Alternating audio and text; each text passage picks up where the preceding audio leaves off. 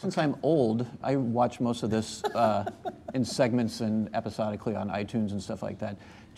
Is there any idea of writing for, since it's more of a segmented kind of experience than maybe if you were doing the show 10 or 15 years ago? Absolutely. I mean, you guys pipe in, but I think that a lot of times we do, especially the things like 7th Floor West and Real Housewives, and in Head Swap, you know, we are always thinking about the fact that now clips have a life of their own, especially online, being passed around and posted to different pages and stuff, and so we definitely try to develop pieces that we feel like will kind of be standalone and can live. We did a rap video. We did a Tupac thing. What was it? Tupac. Tupac.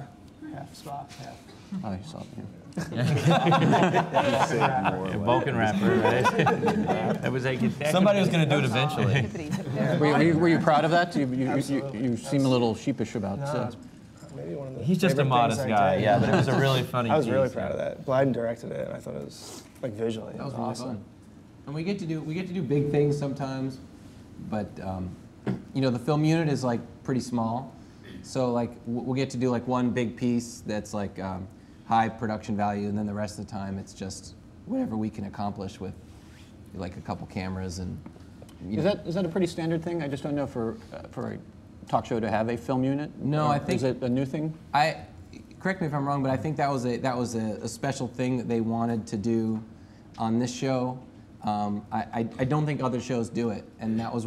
I think it comes a little bit from Saturday Night Live's Lonely Planet guys. You know, that there was a feeling that they kind of were on their sort of own little world, and Shoemaker and Fallon come from Saturday Night Live, and I think there was a sense that that was a good idea, and that it would be cool to have, you know, our own little in-house film unit, and it's turned out to be one of the greatest coups in the world is to have Blieden on our show, because it's he directs all of those, all the roll-ins, and I'm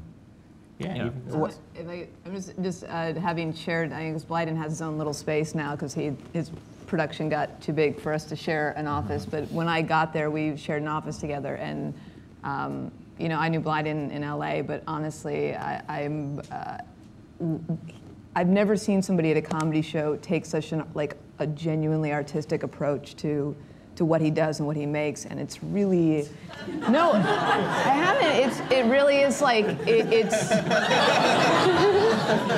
it's really amazing. It's really amazing to see. I mean, because I think for me at least, like every time I had you used to like just kind of fucking around with people and, you know, just riffing and, you know, stupid puns and jokes, and like he and I could laugh, you know, all day, but at the end of the day, he just takes it this level further as like a real artist, and it's so impressive and wonderful, and he's like the nicest guy too. But he just does. Just ask him out. No, I think there's like a really good chance that he would say yes. I mean, we've known each other. He's like he's something special. Try to get him to write a monologue joke. Michael, what's your?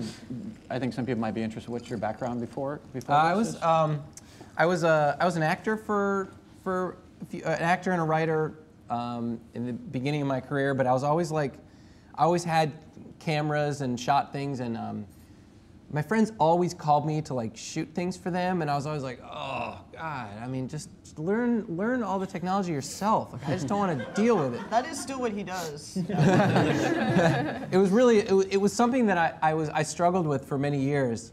And there was just I think it was like in 2005, it was like, one day I was like, wait a minute, that's a career. People do that as a career. And I just started saying a different thing. I was like, yeah, I'm a director. And I would do the same thing that people were asking me to do, but I would just say I was a director.